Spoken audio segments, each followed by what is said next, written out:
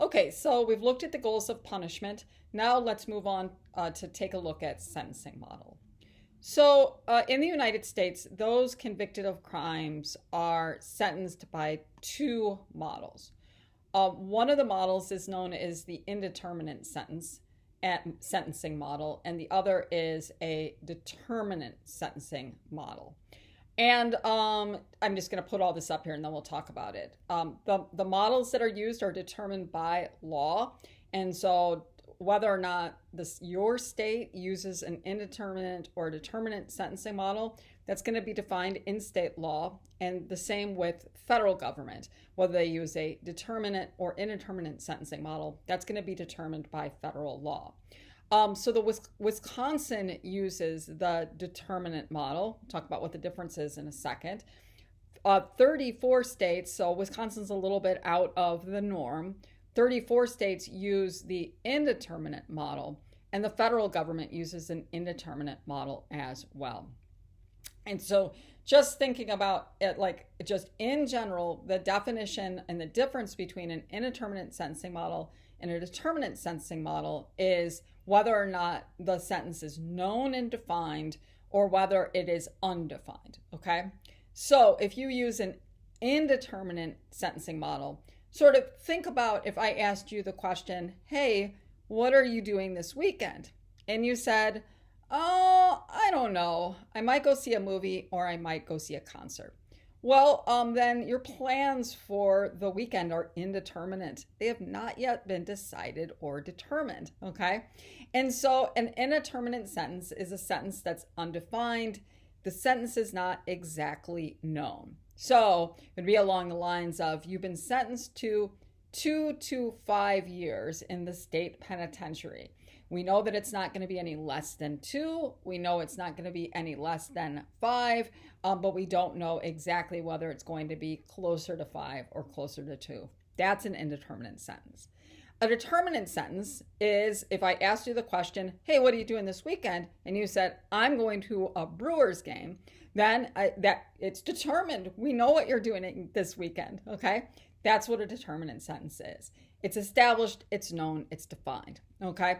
And so that if you're sentenced, if you're living in a state like Wisconsin that has truth in sentencing, we use the determinate sentencing model, that when you are sentenced, that you are sentenced to 15 years or 17 years or 2 years, okay?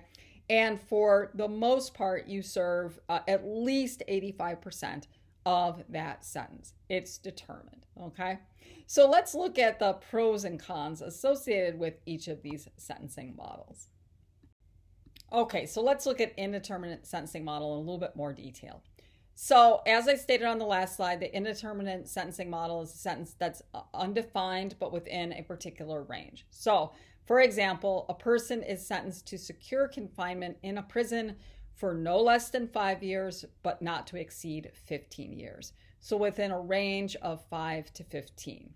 And there are certain things that can reduce to get you closer to 5 years, okay? Or if you don't do these things, then your sentence is going to be closer to 15 years. So states that use the indeterminate sentencing will have a good time earned. And so you can reduce your sentence for good behavior, for engaging in certain sort of rehabilitation or vocational skills. All of this can be sort of used as a means to get you to the lower end of your sentence. But if you get in trouble in prison, if you aren't doing any rehabilitation or vocational skills, and you're put in solitary confinement a lot, that's going to make it. Chances are you're going to end up serving your entire sentence of 15 years. Now, the goals are probably pretty straightforward. The goals are that offenders are placed in confinement only until they are rehabilitated and then released out on parole, right? So the thinking is it's going to take you at least 5 years to get rehabilitated enough to get back into society. But then within 5 and 15 years, if you're demonstrating that you've learned from your mistakes and that you're engaging in good behavior, then the state can feel better about reintegrating you into society. And so there are incentives for good behavior and rehabilitation. Maybe what is so in a way that's an upside of an indeterminate sentence, right? You want people who are confined to engage in good behavior and to avail themselves to rehabilitation and skills, because that's going to make them like better able to reintegrate into society. The downside of it is that, or downside upside, but a lot of people see it as a downside, is that it's the role of correctional agents and parole boards. And so correctional agents within a prison can write some people up more than others, can turn the other, the cheek, particularly if there's like a quid pro quo going on between the correctional agent and the person who's confined. And so in a way, the correctional agent and the parole board play a role in determining how long your sentence is going to be. And since judges are the ones who sentence, and there might be bias that could be involved in the determining of good time or not good time, that there's a potential for bias there. Also that, your textbook talks about the lack of clarity in terms of why parole is denied. So you might be following all of the rules and then going before the parole board and they're still denying you and continue to deny you. And that can lead to inmate frustration. They're doing all the right things, yet they're not getting rewarded for it. And it might seem sort of random in terms of who gets parole and who doesn't. And so those are some of the downsides or the drawbacks of the indeterminate sentence. Okay, so as we know, the determinate sentence is a fixed term of years to be served by the offender. So for example, that a person would be sentenced to secure confinement in prison for 15 years. And so there's no range there. It's defined and it's determined how long you are going to stay there. And Wisconsin, as of 2000, has what's known as truth in sentencing. And what that means is that in general, felons are required to serve the entire length of their bifurcated sentence, right? And so that usually in Wisconsin, that you'll be sentenced to a certain portion of incarceration and then extended supervision outside of prison after that. And that the thinking is that felons, for the most part, serve all of the portion of their sentence. On the upside, that it's an equal justice, right? I mean, it's sort of like that if you have in the indeterminate sentence, it's 5 to 15, you could have two people who actually have committed the same crime, but that, first degree manslaughter. And one person, behaves in prison and they get out in 6 years, and the other person doesn't behave and they get out in 14 or 15 years. Could look at that from a victim's perspective, and you could say, well, that's not really fair because this person engaged in manslaughter and they should just get a punishment for what they did. It shouldn't be based on how well they behave in prison. Another upside of the determinate sentencing model is that the victim in the community knows the length of the sentence, right? And so if somebody is sentenced to something indeterminate from the victim's perspective, they don't know when that person or the community or the victim themselves or the victim's family, they don't know when that person's going to be released, right? And so, which can add to a sense of anxiety. And then, a downside of it is too that there's really no incentive for good behavior to behave yourself in prison or engage in rehabilitation programs. So what's the incentive? If you're in prison, you're going to be there for 15 years. What's the incentive to behave, right? I mean, you're going to have to serve for 15 years. Unlike the indeterminate sentencing, where there's actually an incentive for behavior and availing yourself to rehabilitation, that does not exist as much with the determinate sentencing. Okay, so thinking about the sentencing models, which do you think is a better model? Do you think the indeterminate or the determinate sentencing model is better? Let's say if you committed a crime and you were sentenced, would you prefer an indeterminate sentence or a determinate sentence? I think if I were convicted of a crime, hopefully that wouldn't ever happen because I don't think I'd do real good in prison. Although I'm smart, so maybe I could trade in on my smarts, right? But I'm kind of like a cripple. I mean, I have mobility issues, and so I think I'd be preyed upon in prison. But maybe they'd respect me because I was smart. But anyways, enough about me. Which would I prefer? I think that I would prefer the indeterminate sentence because I feel like I could follow the rules and it would be a motivator for, good behavior. Although I would get really pissed off if I followed the rules and I wasn't rewarded for them. So in a way, if it's indeterminate, I'd like there to be like a set due process, like a rules that if you do X, you will get Y. And so maybe in a way, determinant would be better because it's like I wouldn't get my hopes up and get really disappointed if I was not released early. Let's say if you were a victim of a crime, which would you prefer? What kind of sentencing model would you prefer for your offender? I think personally for me, I think I would probably prefer a determinate sentence for my offender, particularly if it was a violent crime, a personal crime against me. I'd really want to know when they were getting out. The flip side of that, I also do believe in the capacity for rehabilitation and restorative justice. And so I do think that people have the capacity to change. And so I'd like them to exercise that capacity with an indeterminate sentence. If they can prove that they can better themselves, they think that they should be rewarded for that. So there's no right answer. You can sort of think about that on your own, what you would prefer. And then also if the goal of sentencing is fill in the blank, which model do you think would come closer to achieving that goal? So let's say if the goal of sentencing was to incapacitate somebody, keep a dangerous person out of society. I think for me, I would think that would maybe be the indeterminate model. That if the goal is to keep harmful people out of society, unless you think, it's possible that somebody is incapable of not engaging in harm. And I think that would become self-evident during your incarceration, right? If you can't not harm people, you're going to harm your other inmates, and then you're not going to get out. You're going to serve your full sentence. If the goal of incapacitation is that if you're not harmful, you get to come back, well then indeterminate sentence would help us achieve that goal, potentially. General deterrence, I'd have to go with determinate sentencing, right? If you're going to send a message to others, if you do this is what's going to happen to you. An indeterminate sentence could open it up to say the message that is sent is anywhere between 5 and 15. You might roll the dice and say, I'll take my chances. If I get caught, 5 to 15, and I can do 5 years, right? Something along those lines. So anyways, just get, why am I talking about this? The point is because the goal of sentencing, that could, whatever your goal is in terms of punishment and sentencing, that the model that you use might be different. It might be, in some cases, determinate or indeterminate.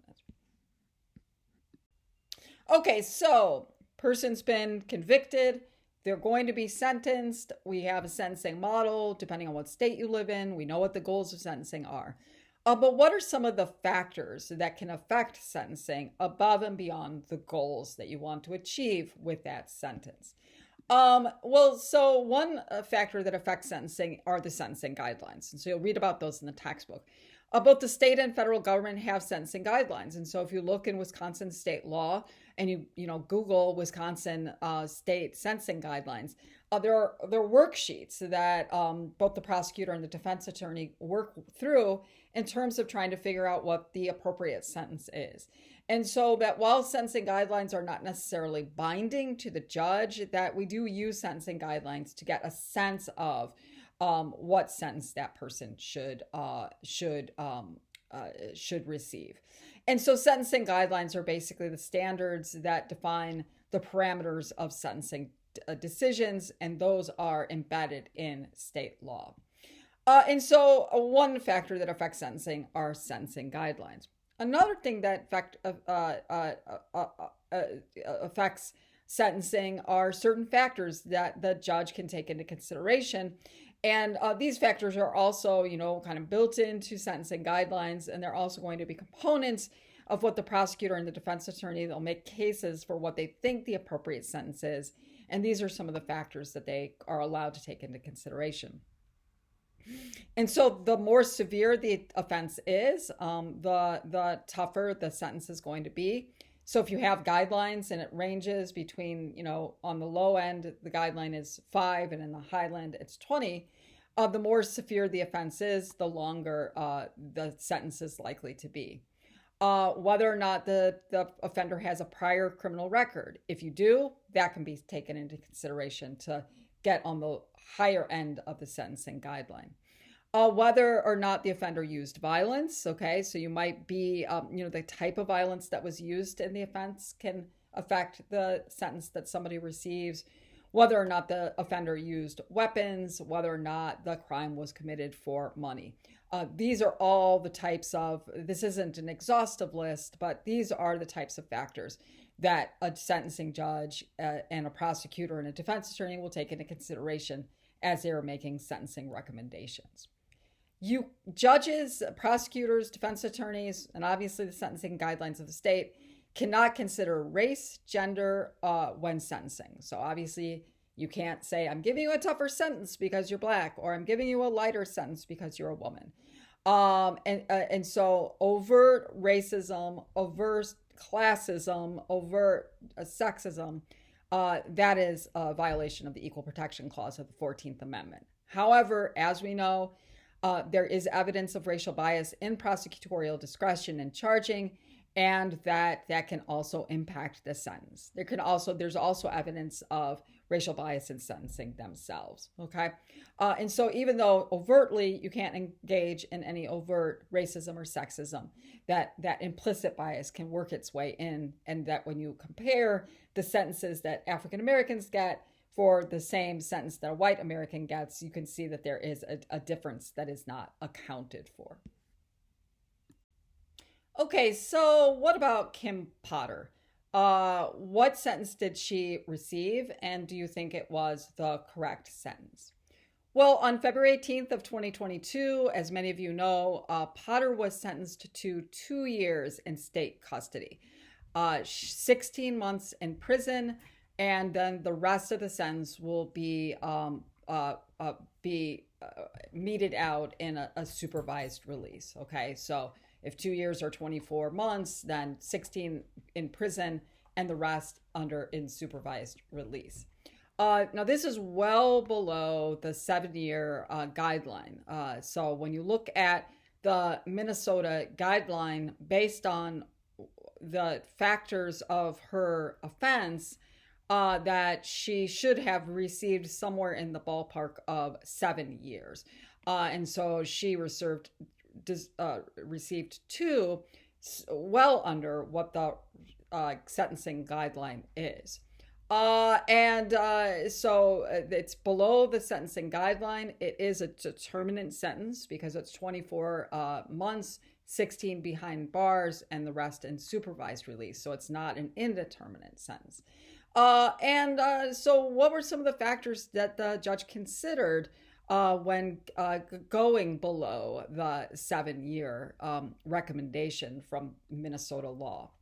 The judge was clear about it in the sentencing hearing, that they basically said that Ms. Potter intended to pull her taser.